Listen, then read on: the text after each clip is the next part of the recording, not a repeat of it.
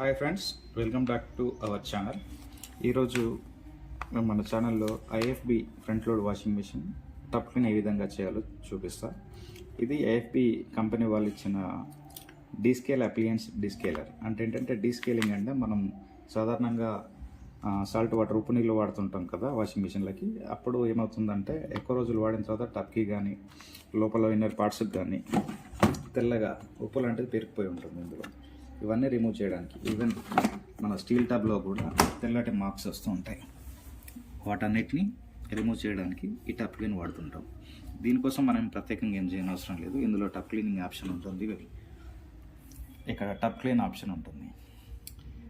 ఒక్కో వాషింగ్ మిషన్లో ఒక్కో రకంగా ఉంటుంది.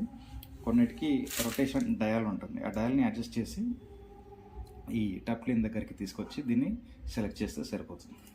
యాక్చువల్లీ మన వాషింగ్ మిషన్ ఎప్పుడు టప్ క్లీన్ చేయాలనేది వార్నింగ్ మెసేజ్ ఇక్కడ చూపిస్తుంది. ఇది వాషింగ్ మిషన్ ఆల్రెడీ నాకు వార్నింగ్ ఇచ్చింది టప్ క్లీన్ చేయాలని. అందుకే నేను ఇప్పుడు వాషింగ్ మిషన్లో టప్ క్లీనర్ పౌడర్ వేసి చూపిస్తాను. ఫస్ట్ ఈ పౌడర్ అనేది జస్ట్ లైక్ సాల్ట్ లాగానే ఉంటుంది, యాసిడ్ సాల్ట్ లాగానే ఉంటుంది.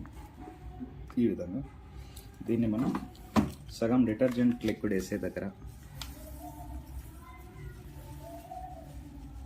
కొంత వానిష్ కంఫర్ట్ లాంటివి వేసే దగ్గర వేసేసుకొని మిగిలిన సగం తీసుకొచ్చేసి ఈ టబ్లో వేయాల్సి ఉంటుంది. టబ్ గోడలకు మొత్తం వ్యాపించే విధంగా కొంచెం ఇక్కడ ఈ విధంగా వేయాల్సి ఉంటుంది.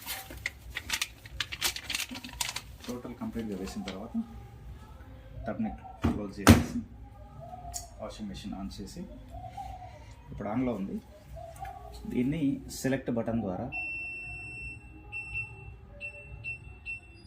ఇప్పుడు టప్ క్లీన్ సెలెక్ట్ అయి ఉంది. ఓకే, ఇప్పుడు నేను స్టార్ట్ చేస్తున్నాను ప్రొసీజర్. మనం ఏం చేయని అవసరం లేదు. టైం 18 minutes చూపిస్తుంది.